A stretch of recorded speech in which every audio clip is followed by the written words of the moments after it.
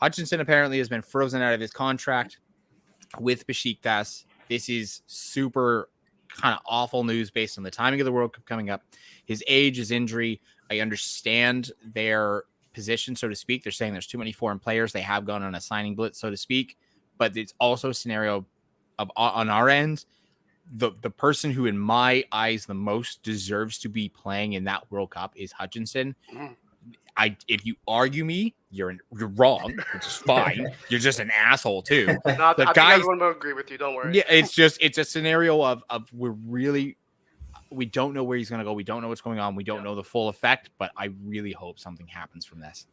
Yeah, and I mean, between you, me, and Paul, we've had a conversation in private chats before taking it to the podcast about Hutchinson, that he hasn't played all season, that he does have an injury, that the injury's keeping him out for a while. Does that affect his potential minutes before the World Cup?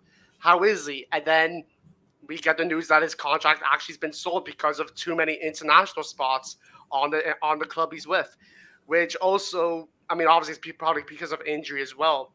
I don't know how frozen contracts work. I don't know if you could sign as a free agent somewhere. I don't know how any of that works. I've never really heard of this before.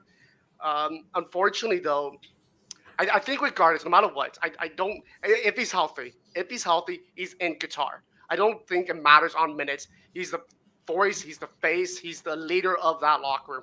Hutchinson is, even if he's injured, he's going to be there. He's in the country. Is he playing? Is he part of the squad? I don't know.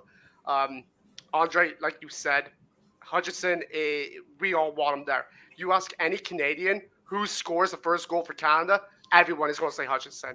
I might cry if Hutchinson scores the first ever Canadian World Cup goal. Oh, that's fair. Oh my God.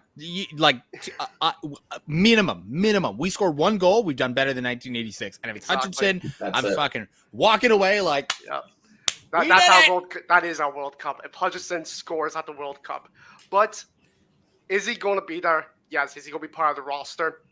I don't know. And Paul said to me before, he's a smart guy. He's old enough. He's wise. He's going to keep fit regardless if he's playing or not. I don't think that's something we have to worry about. He's 39 years old. If his legs got it, his legs have it. Will he be playing as much? Maybe not. But I don't know, Juan, what do you think? Does he find another club? Does he get these minutes? Should we be worried with Hutchinson on the pitch, even at the World Cup if he's there? I think, first and foremost, I think the situation is horrible because that guy's been captaining Beşiktaş for so long, and the fans really do love him there. And for them to miscalculate the amount of foreign players they have there, it's an embarrassment for the club, because he's been fantastic for them. And he's right now, he's currently frozen out right now, which is a main concern for the squad for Qatar. But Herdman likes to keep his groups small. They're usually between 23 to 26 man roster for usually the friendlies and for the qualification as well. Mm-hmm. It is a concern that he is dealing with an injury at this age, but I think that group has a brotherhood. Every time you hear Herdman talk or one of the players, they mention brotherhood. And you see it, the players back each other up. And I think it'll be a difficult decision for Herdman to leave Hutchinson out of the squad. Now, if not he is ready for the Qatar, that's a whole nother discussion. Yeah. But, I think him being injured and frozen now, I don't think that will affect them for Qatar. And I honestly, personally, for me, I hope that there is a mutual termination for the contract and he goes to MLS after the World Cup.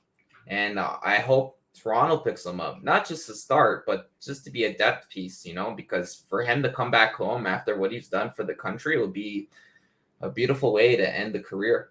I'll say it better. He's going to sign with York and bring that eye to the Canadian Premier League. I would not want to ever have him in the CPL because I don't want to see him in that rough and tumble game. And even the MLS, I'm still like, no, it's too rough and tumble. But I do want to see him back here. Yeah. I want to see him back here in some capacity, but kind of a rapid fire before we move on to our next spot. I'm just going to ask sort of one, Where would you put him? What team right now, if he were all of a sudden fit tomorrow, but his contract is still out at Beşiktaş, what league are you going to put Hutchinson to make sure he's ready for the World Cup? Oof, that is a great question. So we're gonna have to look for teams that are currently in Europe. I would say maybe I would love to put him in the Belgium league, but currently right now Club Brugge is not doing the greatest with Canadians right now. Nope. So it's a little difficult because now that you are international and you're not coming from a country with historic like representation. You sort of still have to earn your minutes, even if you are Atiba Hutchinson. Yeah, I would say possibly Bruges or somewhere in Belgium, Switzerland, maybe, because the competition won't be that difficult, but you'll definitely earn the minutes there. I'd put him in either second division Turkey, somewhere he's familiar with, or honestly, if possible, go to championship. It is a little bit of a rough league, but for a league to train with the best, to be in a great professional and competitive setting, and honestly, if you could get teamwork with Junior Hoylett or Corbinu, it could be a little good pair up. I throw him in the championship. All right, I'm going to throw my curveball, Qatari League or the Saudi League. Yeah, get that bread. Because the thing is that one, they're happy with getting people with experience. They don't mind the age. It's clear and obvious. It will then get him both fit for the climate, fit for the conditions, fit for the players. Like he's going to start to get to know what he's coming up to. And it'd be a nice chunk of change right at the end of his career kind of thing.